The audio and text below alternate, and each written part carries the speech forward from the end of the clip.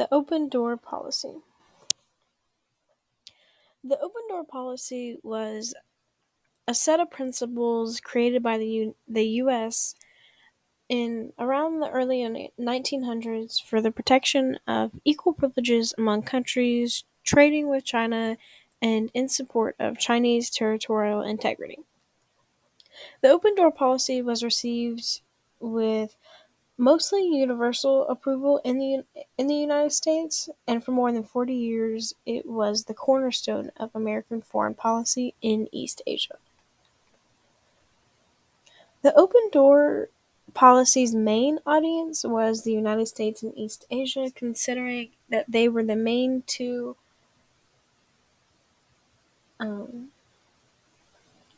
in this arrangement, but other countries involved were Great Britain, Germany, France, Italy, Russia, and Japan. This political cartoon shown in the corner was very important at the time. It represented the entirety of the open door policy. The message of the cartoon is that the United States stopped the nations around the world from quote unquote cutting up China. It's evident with clearly Uncle Sam standing in the center of China and stopping all of the others from cutting up China. You can see how each country is represented by the people drawn, and they're all holding scissors because they want to divide China. That's their goal, and the United States wants to keep China whole because that's what benefits them. So they are doing this because it benefits them. It was generally feared that the breakup of China into economic segments would lead to complete subjugation and the division of the country into colonies. And going back to the political cartoon, this is what the United States did not want. They did not want China to be divided because they couldn't get what they needed out of China if they were divided. They needed them to be whole. So that's why the United States took the initiative to help China, because it would benefit them, not because they actually wanted to help.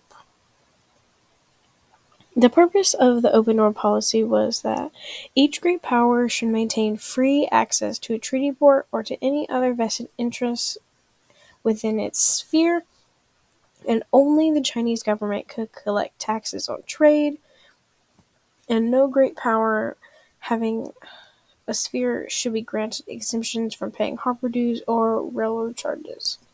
This basically just means that no matter how rich, how powerful, everyone was going to be equal in paying your dues, and there was going to be no exceptions.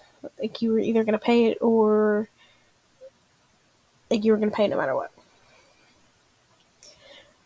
The significance. The creation of the open door policy increased foreign influence in China, which led to a rise in anti-foreign and anti-colonial sentiment in the country. And this political cartoon in the bottom left-hand corner was also represented this time frame really well, because it shows China in the back, obviously confused, and it shows the different countries fighting over trying to split China evenly.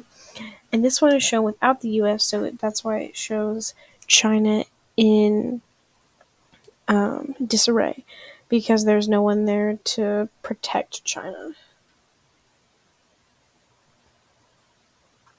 Japan's defeat in 1945